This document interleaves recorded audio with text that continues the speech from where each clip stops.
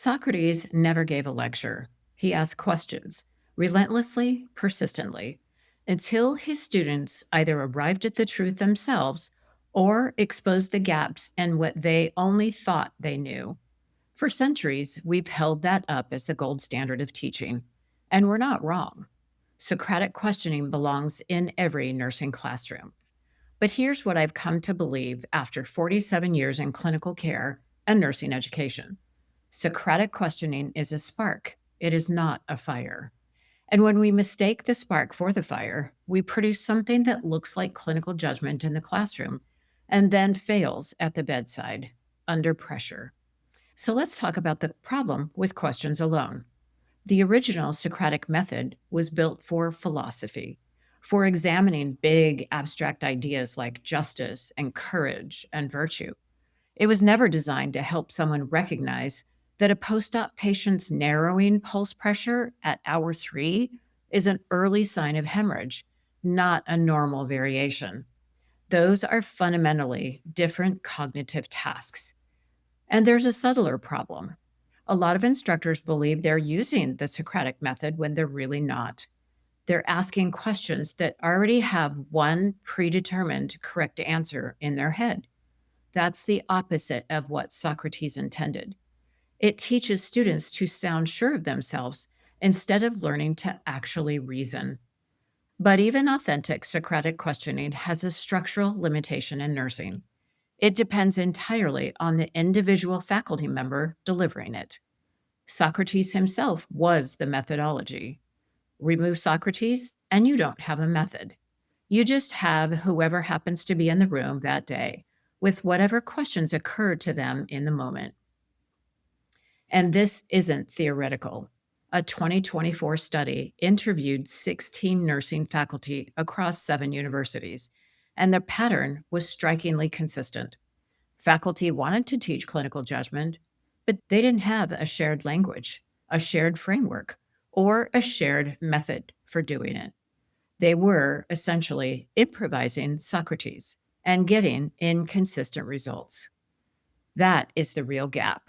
It's not better questions in isolation. It's the absence of a structured, repeatable methodology, one that gives every faculty member a reliable way to build reasoning in their students, not just the most gifted and most experienced ones, every one of them. So, what was Socrates actually missing? Three things.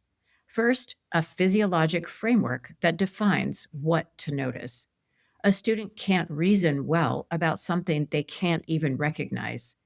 Before questioning can do its work, students need a structured map of how each body system fails, not a list of diseases, but a pathway. Because what are you thinking only generates insight when the student has something organized to think through. Second, a consistent briefing structure. The research shows Socratic questioning produces better outcomes when it's embedded in a repeatable framework for reflection, not when it rides on the quality of any single classroom moment. And third, explicit faculty development. Socrates was a singular genius. The adjunct clinical instructor hired last semester is not. And we cannot build a patient safety system on the hope that great teaching will spontaneously occur.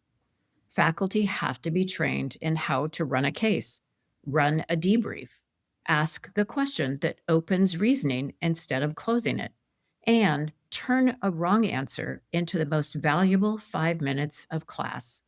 So here's my argument, plainly. Socratic questioning is a tool, a powerful one, and it belongs in every nursing classroom. But a tool is not a methodology.